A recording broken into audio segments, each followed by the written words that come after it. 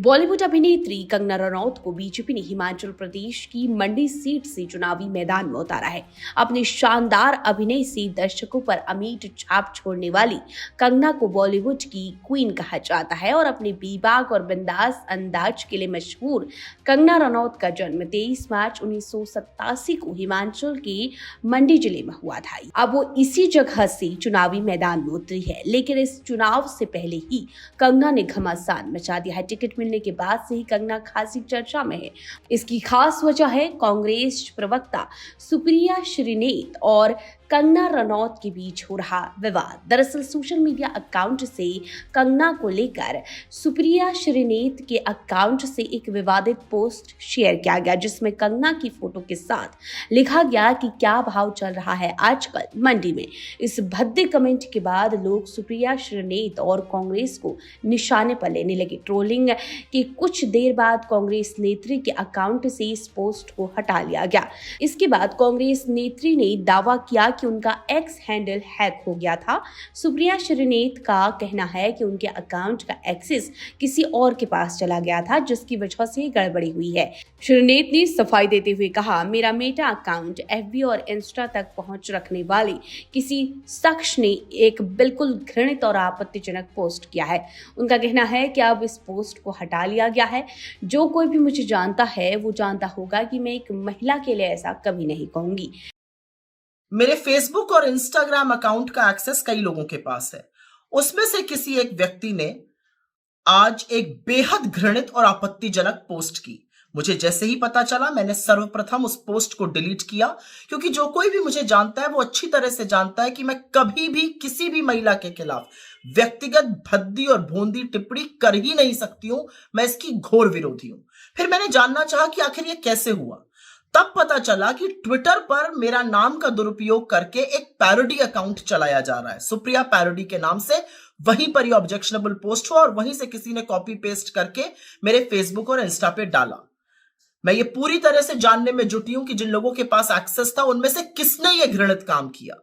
साथ ही मैंने इस पैरोडी अकाउंट को भी ट्विटर को रिपोर्ट किया, क्योंकि ये पहली बार नहीं हुआ है। पहले भी मेरे नाम का दुरुपयोग करके जो हूबहू सुप्रिया श्रीनेत का अकाउंट लगता है, वहां से अनर्गल टिप्पणियां, भ्रमित बातें कही जाती हैं। मैंने सर्वप्रथम इसको ट्विटर को रिपोर्ट किया और इस अकाउंट को भी मैं बंद कराऊंगी, जैसे मैंने बाकियों को बंद कराया है। लेकिन मैं यहां पे बिल्कुल बोलना चाहती हूं कि मैं किसी भी सूरत में सार्वजनिक जीवन में भद्दी भोंडी व्यक्तिगत टिप्पणियों के खिलाफ हूं। न मैंने ऐसा कभी किया है और न मैं कर सकती हूं।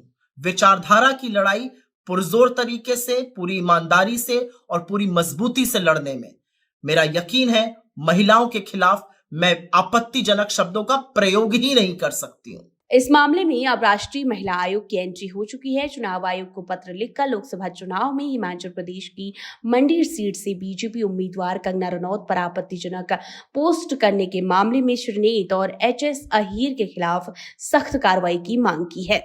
दूसरी तरफ सुप्रिया श्रीनेत के इंस्टाग्राम अकाउंट से डाले गए विवादित पोस्ट का स्क्रीनशॉट शेयर करते हुए एक्ट्रेस कंगना रनौत ने भी प्रतिक्रिया दी। उनका कहना है, एक कलाकार के नाते पिछले 20 साल में मैंने हर तरह की महिला के किरदार निभाए।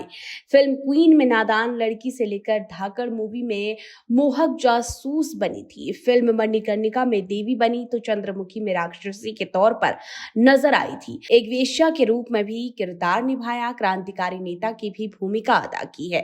उनका कहना है कि हम देश की बेटियों को पूर्वाग्रहों के बंधकों से मुक्त करना चाहिए। हमें उनके शरीर के अंगों के बारे में जिज्ञासा से ऊपर उठना चाहिए। देखिए, भले ही सुप्रिया श्रीनेत जी अभी डिनाई कर लें, इनकार कर लें कि उनका अकाउंट हैक हुआ है, लेकिन अगर आप देखेंगे कांग्रेस के अलग अलग मुख्तलिफ हैंडल्स और उनकी टाइमलाइंस पर कितनी गंदी और भद्दी बातें कही जा रही हैं, किस तरह से डीप फेक वीडियोस हैं और कितनी बेहुदा किस्म की चीजें कही जा रही हैं, शेयर की जा रही हैं। वाकई में मुझे यकीन नहीं आता कि क्यों सोनिया जी, राहुल जी, प्रियंका जी इस पर चुप हैं। क्यों उन्होंने अभी तक सुप्रिया जी को पार्टी से बर्खास्त नहीं किया।